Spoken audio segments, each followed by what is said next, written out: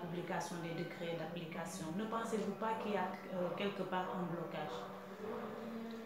Il n'y a pas de retard dans la publication des décrets d'application. Vous savez, le président Macky Sall est très clair sur cette question. En 2012, tout juste avant le vote de la loi, nous avons écrit à l'ensemble des candidats à l'élection présidentielle de 2012. Personne ne nous a répondu. Il n'y a que Macky Sall qui nous a envoyé Diène Farba Sarr. Et Diène Farba Sarr est venu m'amener le message selon lequel, sitôt Macky Sall élu, il y aura une loi. Avril 2012, tout juste après l'élection présidentielle, le président Macky Sall enjoint Madame le ministre de la Santé de dépoussiérer cette loi et de la sortir pour l'avoir votée. Nous avons été reçus par le professeur Awa-Marie Coll Seck pendant 2h47. Cela a abouti au dépoussiérage de la loi et la LISTAB a sorti les 5 amendements que vous connaissez tous, sur lesquels vous avez travaillé avec nous pendant tout ce temps. 5 amendements. Et je passais toujours mon temps à communiquer sur 5 amendements, 5 amendements. Et c'est là. On a compris que ce n'était pas un gouvernement qu'il votait. On a été voir le Parlement. Moustapha Diakhaté, porte-parole de la... Enfin, président du groupe parlementaire APR. Nous avons reçu l'ensemble des parlementaires en séminaire atelier. Nous leur avons expliqué les enjeux. Et c'est les députés qui nous ont dit il faut transformer ce problème en un débat public. Et nous l'avons fait. Et ce débat public a abouti au vote de la loi. Mais le président de la République, sitôt qu'on a voté la loi, si vos souvenirs sont bons, il était hors du Sénégal. Dans la semaine qui a suivi, il a promulgué la loi. Avant que personne n'ait eu le temps de faire du lobbying contre la loi. Tout de suite, il l'a fait. Quand on lui a parlé des décrets d'application, il a donné des instructions pour pas qu'il y ait un décret par disposition, qu'on regroupe toutes les dispositions dans un grand décret, qu'il a signé, mais immédiatement, et publié, mais immédiatement au journal officiel, en 2016, juillet 2016. Maintenant, dès l'instant qu'une loi est promulguée, la force de loi, dès l'instant qu'un décret est signé, bah, écoutez, les dispositions sont là. Qu'est-ce qui reste? Ce qui reste, ce sont des arrêtés. Parce qu'il y a des dispositions qui nécessitent des arrêtés et d'autres qui nécessitent même des arrêtés interministériels. Alors, celui qu'on a réussi à avoir et que vous avez suivi, c'était les avertissements sanitaires. Nous avons mis 2 ans, presque, pour les avoir. On les a eus. Je crois qu'il faut être positif. Qu'est-ce qui reste? Ce qu'il reste, ce sont des dispositions sur les espaces de vente.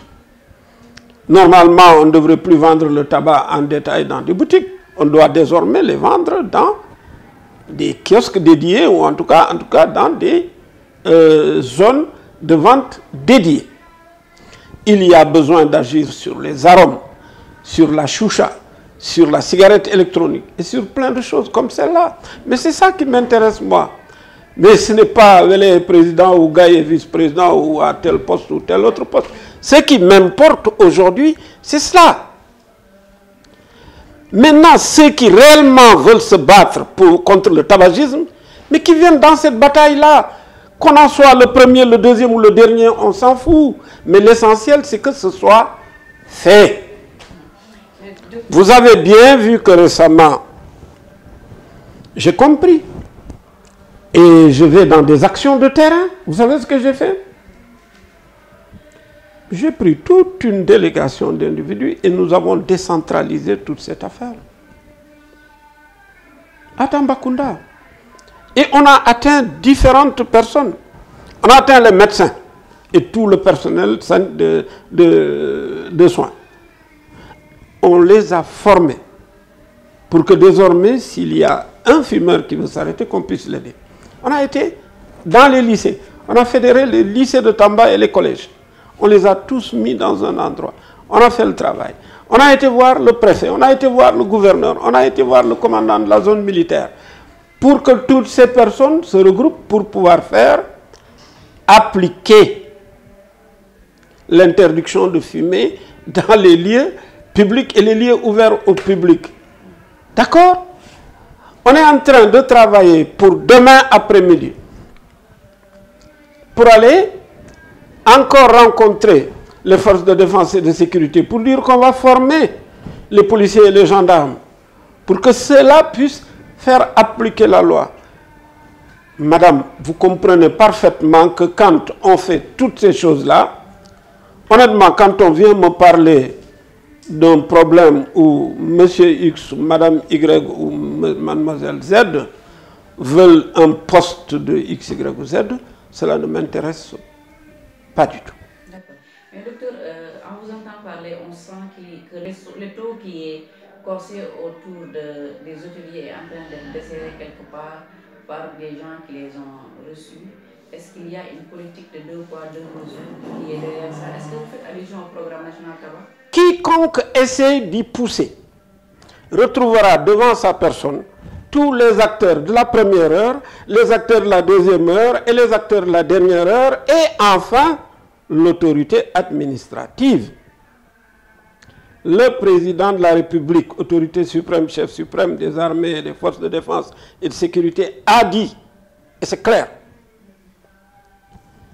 qu'il voudrait qu'on fasse une application stricte de la loi permettant de lutter contre le tabagisme. Où est la place pour quelques individus qui trouveraient le moyen pour des affinités identitaires à vouloir desserrer le taux sur les restaurateurs et les porteurs de bars et de restaurants? Oh, come on. Aujourd'hui, beaucoup de fumeurs veulent arrêter, mais il se pose un problème de centre de sevrage. Vous, à votre niveau, prévenir ou les STAP, comment comptez-vous les aider? Écoutez-moi bien. Aucune association ne peut régler le problème à elle toute seule. Ce n'est pas vrai. Il appartient au ministère de la Santé, dans le cadre d'un programme national, de mettre en place, non pas à Dakar, un grand centre de sevrage. Ça ne me paraît pas la meilleure solution. C'est de former tous les acteurs de la santé à l'aide à l'arrêt du tabagisme, de sorte que chaque patient pourra accéder à un acteur. Mais si vous prenez des milliards, vous le mettez dans un grand centre à Dakar, il n'y a qu'une petite partie des fumeurs de Dakar qui pourront y accéder. Donc il faut faire un programme national dans lequel chaque acteur de la santé a quelque chose à faire. Ça ne coûte pas des milliards, ça coûte de la formation. Ok. Et toujours par rapport à ce programme de sevrage, les produits de substitution de la nicotine coûtent cher. Et c'est ce qui souvent décourage ceux qui ont envie d'arrêter de fumer. Et est-ce qu'il y a une politique qui est en train d'être menée pour baisser pratiquement ces prix-là? C'est pourquoi je vous ai dit, encore une fois et je le répète, il faut tout un programme. Dans ce programme, il faudra faire comme certains pays. Vous connaissez les îles du Cap-Vert, c'est un tout petit pays. Ils ont génériqué certains de ces médicaments, ils les produisent sur place et ils les vendent à des prix accessibles à tout le monde. Vous savez ce que c'est que la nicotine? On extrait de la nicotine de toutes les formes de fumigation. Vous prenez du tabac, vous le faites fumer sur un filtre Cambridge, vous sortez de la nicotine, vous le diluez en des petites quantités que vous mettez sur des patchs qu'on colle sur la peau. Vous croyez que le Sénégal ne sait pas le faire? Vous croyez qu'il n'y a pas assez de chimistes, assez d'investisseurs qui peuvent être intelligents pour y mettre l'argent? Les deux autres molécules dont vous parlez, parce que vous ne parlez que des substituts nicotiniques, mais parlez également du varenicline, commercialisé sous le nom de Champix. Parler du bupropion, commercialisé sous le nom de Ziban. Mais enfin, ce ne sont que des molécules qu'on peut acheter à l'état générique et reconditionné au Sénégal. Vous allez attendre que les Marocains le fassent et que l'argent aille au Maroc, alors que des Sénégalais qui sont capables de mettre en place des usines de fabrication de génériques peuvent le faire, aussi bien pour le tabac que pour d'autres molécules. C'est ça ce qui me révolte. Et vous comprenez que on ne peut pas baser notre développement sur ce genre de choses. Aller se battre pour qu'on fasse une réduction, aller se battre pour qu'on nous offre, non. Je pense qu'il y a des Sénégalais qui en ont les moyens, qui peuvent investir là-dedans. Il y a des Sénégalais qui en ont les capacités, qui peuvent s'y investir et le faire. Moi, je crois beaucoup plus en des formes et des modèles de développement endogènes qu'en des politiques d'assistance, où on demande à faire du minier, à accéder à ceci ou cela. Ça ne règle pas de façon durable. Ça ne règle pas de façon durable les questions de développement.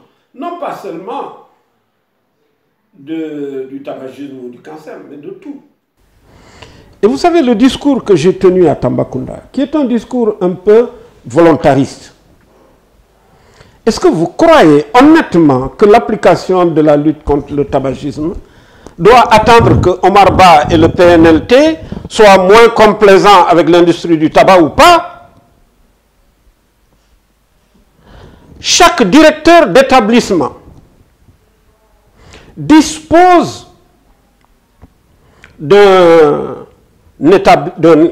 loi qui lui permet d'interdire de fumer à l'intérieur de son établissement.